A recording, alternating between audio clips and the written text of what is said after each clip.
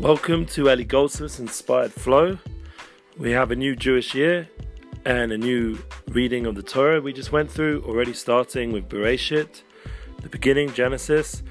I have to say I'm a proud fan right now of Ben Shapiro, not specifically politically, but just for the fact that he was able on his show to also mention this fact that we have our cycle and our flow every year of Torah readings, and he himself discussed it on his podcast, and it gave me inspiration. The more awareness I hear of the truth, the Bible, the spiritual foundations of mankind that are discussed, and the less afraid people are of hearing about it and sharing it, the more inspiration I get. The political stuff, that's something else. Everyone can make their own decisions. I'm not a political person, never have been, never will be, as far as I know, and hopefully not. Even though I do, slowly start to hear how crazy everything has gone, and would like to just add some clarification. But in many ways, it's not going to happen from me. We'll leave it, thank God, to the people out there doing what they're doing. And hopefully the truth of our podcast, the Inspired Flow, that it flows through the readings of the Torah, it flows through and that's a weekly flow that we sit there in shul, in the synagogue, and we hear what God said to the world every week. And there's 53 of those special portions, and everyone has the opportunity to hear, to learn, to read. It's all available now. It's not telling anybody they're wrong or there's anything wrong with them, or it's not some negative spiritual rant against somebody. Or whatever they call it, preachers, or that kind of old school stuff. Is an opportunity nowadays to learn it in a real way, in a way that makes your life more positive and inspired and flowing. So that's my little bit of Torah tidbits for today and this week, and that's where I've been basically over this whole month. And I'm proud to say that I've been part of a very spiritual month, beginning in Uman, as we discussed in the previous classes, and with the different events we had going on in Uman, Rosh Hashanah, and that was in the Ukraine. It was very special there, and with my son, very bonding, very connecting. And then we continued on through back here in Yerushalayim with Yom Kippur, cleansing of the soul. So we're crowning the king, cleansing the soul, and now we're in Sukkot. This is a special time, special time of joy, of family connection, of times of simcha, of events that are not really describable unless you're here. I did put up some live feeds on the Breslev Israel and Emunah's Our Future channels, and you're welcome to go there, and you can see some of the energy that was created, not only Rosh Hashanah with the Uman concerts with Nissim Black and friends, also even in Rav Shalom Morish's Sukkah we had with Nissim Black and friends, creating a tremendous energy of music and spirituality with people like Rabbi Yaakov Adas and other such inspirational people. So what's the point of all this? So we go through Rosh Hashanah, Yom Kippur, Sukkah, and we bring it together to come out with Simchas Torah, with a tremendous climax, and Shabbos Bereshit we just went through now, and we're entering in a new time, the month of Cheshvan. We're coming out with a very intense spiritual realization that the world has a purpose, and we have a purpose, and we have a mission, and the more focused we are on that mission.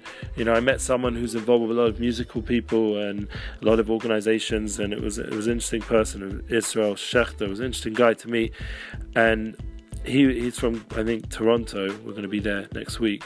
So it was just amazing, touching base with him in Yerushalayim, and all these other people that were around during this special time of year, special people and special time and special place. So we were able to realize that in such a time that we're in historically, there's so much going on, so much politically and spiritually. There's so much opportunity to grow in your awareness of what your purpose is, what your goals are, what you're here for.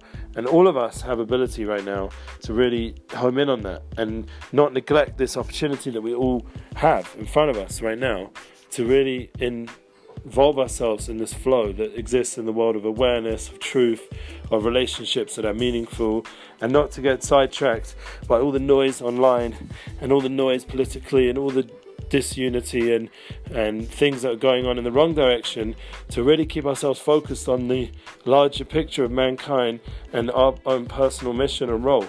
And that's something which, beginning a new year, you have to really have clear.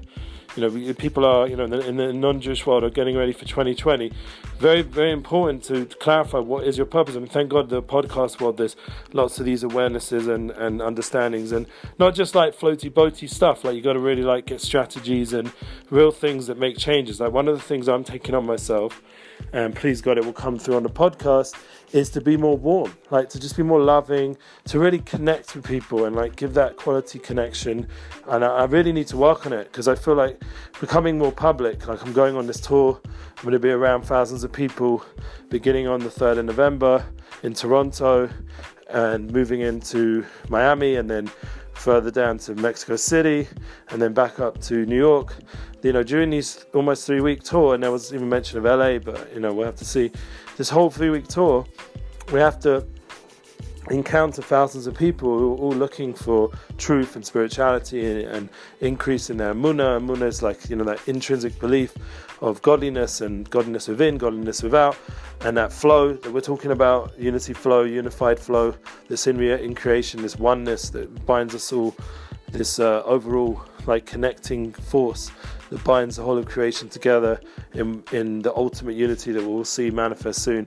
So this whole like experience that we're doing on this tour, I have to be more warm. I have to be more with people, more connecting, not pressured by logistics, which Baruch Hashem I have an ability to work with and create events and work together with other organizations, collaborations. But the goal is to be warm, to be loving, to allow that time of connection. So I'm going to sign off now and do that right now with my family, because they're always going to come first, family first, before I leave in another week or so.